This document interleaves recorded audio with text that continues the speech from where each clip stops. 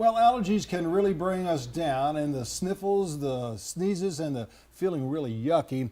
But did you know that our pets can suffer from allergies just like humans do? Dr. Ruth Roberts from Sundog Cat Moon is here to talk about combating allergies in our furry friends. I was thinking of the half dog and the half cat in the comedy strips and all that. It kind of goes like that, but yeah. So it's the logo is yin yang, so Chinese medicine. Okay.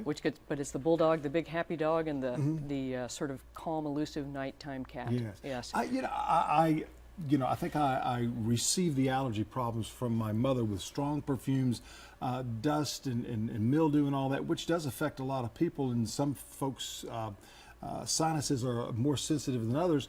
And we don't realize a lot of times our cats, our animals, are just like that as well. Exactly, and that's a big problem. And there's sort of three big areas where pets get allergies from. The one we think of most commonly, the environmental stuff, the pollens, the grasses, the trees, all of that stuff, plus whatever indoor chemicals are what most folks are concerned with. But the two easier categories to deal with are flea sensitivities and then food allergies or sensitivities as well. So it's been, it's a huge conglomeration of stuff that can actually make it quite a bit worse. So these are some of the areas that causes these allergies in pets. Now I understand from pet commercials and dog food commercials, so forth, that we're seeing now, some of the pets are going gluten-free. Exactly. Is that really needed? Well, it's interesting. So there's true food allergies where if you eat a particular type of food, you have an allergic reaction. And that allergic reaction may be the itching, the chewing, the biting, the scratching, but it also may be vomiting or diarrhea if there's a lot of gut sensitivities. But that's where food sensitivities are a little bit different. So if you've eaten something for a very long period of time, you may become sensitive to it, meaning whenever you eat this type of food, then you have this reaction, whatever it is, the itching or the gut stuff. And so food sensitivities make it important to take gluten and other types of grains out of the diet, and really the most important thing is to try different types of foods. Okay, so that's what you're recommending now, is that if someone takes their dog or cat in there and they say, well, my dog, my cat is eating this particular food and continues to throw up, to spit it back up again. Could that be an allergy? Could that be that they need to be gluten-free to get away from that? So then you could prescribe some other different, either medications or different types of food to try. Exactly. So we'll try different types of foods. Maybe it's gluten-free, maybe it's not, but often it's just something very different from what the pet's been eating for a long period of time. And then there are several other supplements that we can help to use to minimize the allergic side effects as far as the itching, the scratching, the tummy issues. So there's a whole host of options out there.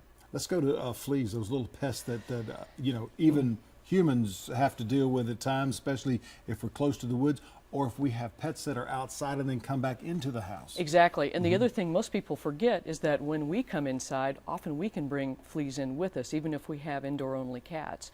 So that's why flea control becomes crucial. And most of the time, people are thinking about controlling the adult fleas only, but that's a very small percentage of the flea population, only 1 to 5%. So the really crucial part to get a handle on are the eggs and larvae. That's 85% of the problem. Oh, wow. And there are non-toxic, totally safe ways to do that. So that's become extremely important. You've got to treat the fleas that are on the pet, but you've also got to get the whole population under control. What are some of the best ways to treat fleas, let's just say on a dog that's like 40 pounds? So there's all sorts of topicals and tablets and things of that nature.